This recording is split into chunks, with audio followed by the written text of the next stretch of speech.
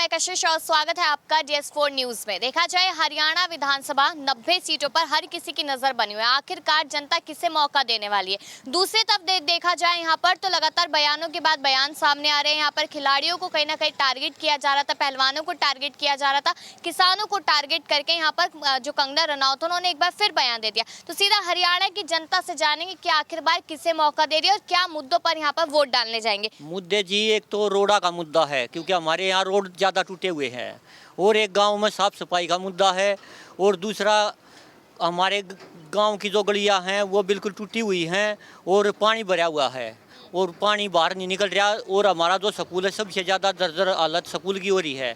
School के चारों तरफ से पानी भर जाता है बारिश के टाइम में, और उसके जो सामने रोड है लड़कियाँ जाती हैं स्कूलों में पानी के अंदर से जाती हैं। तो अभी देखा जाए कि यहाँ पर भाजपा कह रही है 10 साल बहुत बेहतर काम किया हमने और यहाँ पर 5 साल फिर जनता हमें मौका देगी। जी, हमारे गांव में बीजेपी के राज में काम नहीं हुए, और आप देख सकते हो रोडों पर क्या हालत हो रही है, और स्कूल की हालत देख लो जाकर। इस वजह से हमको नहीं लगता कि शिक्षा पे काम नहीं हुआ है। ना शिक्षा पर तो काम होया जी, लेकिन हमारे जो साफ सफाई और इसकी पानी की निकासी की और जो स्कूल की जो टूट फूट हो रही है उसकी भी मरम्मत का कोई उनके उसमें ऐसा है नहीं कोई खर्चा। हरियाणा की जनता कौन सी सरकार को मौका दे रही है? कांग्रेस सरकार को। कांग्रेस। वजह क्या है?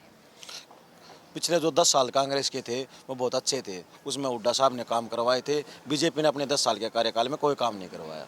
लेकिन यहाँ पर मोदी जी तो कह रहे हैं 50 साल में जो काम नहीं हुआ वो 10 साल में किया, और नया सैनी जब से आया तब से तो काम ही हो रहा है। नहीं, ये सब झूठी बातें हैं।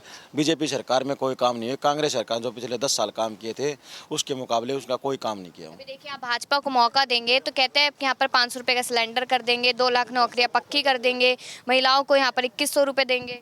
नहीं, ये भाजपा की सब झूठी चीज़ें हैं, वो किसी को कुछ नहीं देंगे। सिर्फ कांग्रेस सरकार अब की बार हुड्डा सरकार आएगी हरियाणा में। हाँ, तो ऐसा लगता है कि चुनावों में यहाँ पर माहौल जो है उसमें पहलवान कहीं ना कहीं मुद्दा है, किसान कहीं ना कहीं मुद्दा, ऐसा लगता है जनता को? जनता के तो सारे मुद्दे हैं। बीजेपी ने कोई कार्य ही नहीं किया तो मुद्दे तो सारे हो गए, तो इसलिए जनता पलटवार चाहती कि कांग्रेस सरकार आए। हाँ, बिल्कुल। बदलाव बहुत ज़रूरी है, वैसे तो परिवर्तन ज़रूरी है। क्यों ज़रूरी है लेकिन बदलाव? काम कराने के लिए ज़रूरी है, काम चाहिए। सरकार किस लिए बनाते हैं? काम के लिए बनाते होंगे ना, फिर काम होते नहीं। सरकार तो बदली जाएगी। पर 5 साल मौका दिया भाजपा को, उसके बाद एक और मौका दिया। हाँ, उसके बाद वही तो कह रही हूँ, एक बार फिर मौका दिया, तब भी आप कह रहे कि काम नहीं हुआ। ये सामने रोड है, ये 2013 में बना था बस। तो यहाँ पर अब कांग्रेस को, जैसे सर कह रहे कांग्रेस को मौका देंगे, तो कांग्रेस पे इतना विश्वास कैसे? काम करे थे उनने पहले, यो विश्वास है। ना करेंगे वो भी चले जाएंगे। तो यहाँ पर कहीं ना कहीं ये माना जा रहा है कि जो नाराजगी है वो किसानों में बहुत ज़्यादा है।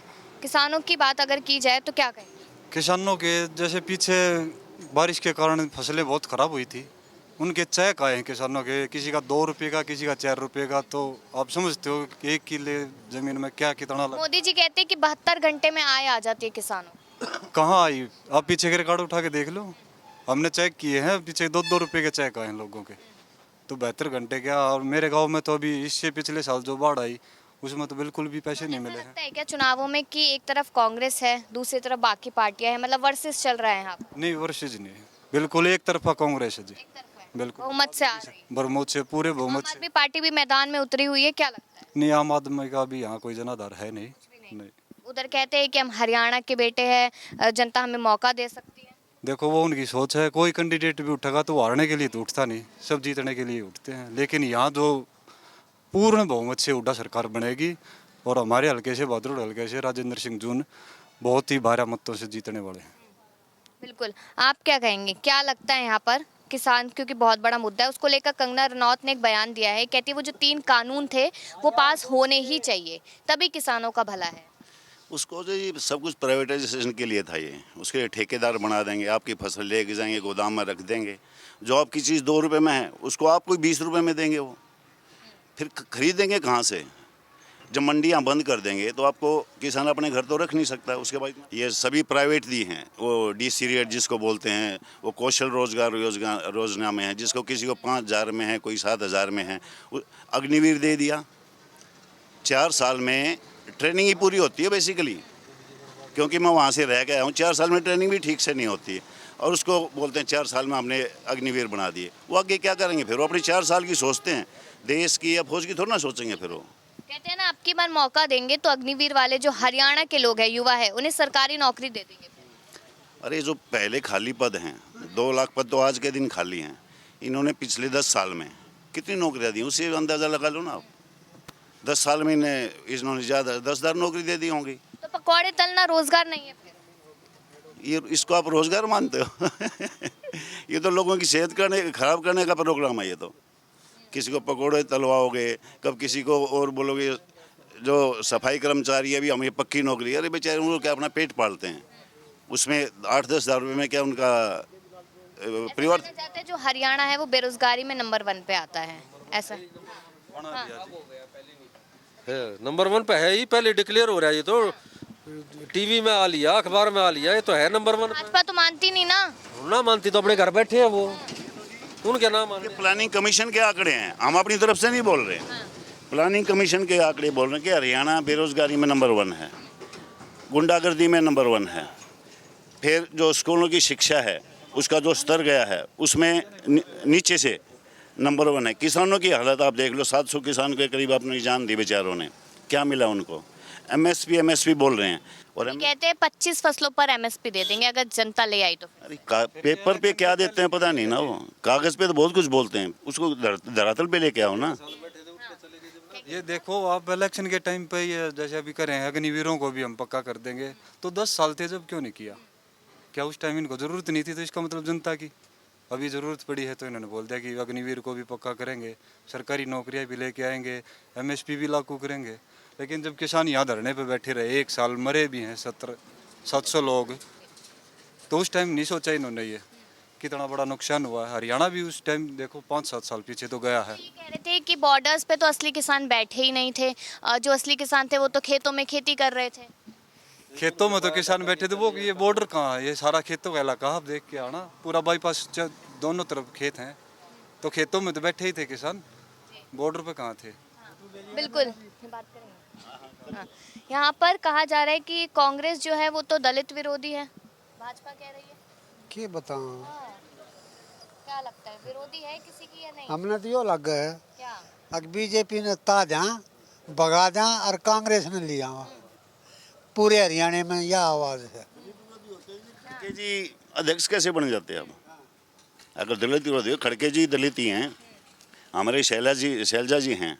शैलजा जी की नाराजगी यहाँ पर देखी, तभी तो भाजपा कह रही है। अरे है, नाराजगी नहीं है, ये तो बीजेपी की बनाई हुई है। देखो थोड़ी बहुत मनमुटाव आपस में सभी का होता है, परिवार में भी होता है, और ये तो बहुत बड़ा परिवार है, तो थोड़ा बहुत मनमुटाव तो हो जाता है, लेकिन ऐसी नाराजगी बड़ी कोई चीज़ नहीं है। अब वो साथ में चुनाव प्रचार वगैरह सब लगता है कि उस चीज़ का भाजपा फायदा उठा सकती थी फिर। नहीं, भाजपा तो क्या है ना, अपनी डूबते को तिनके का सहारा, और तिनका ढूंढ रहे हैं, कहीं मिल ही जाए तो वो मिल नहीं रहा उनको, और मिलेगा भी कहाँ से?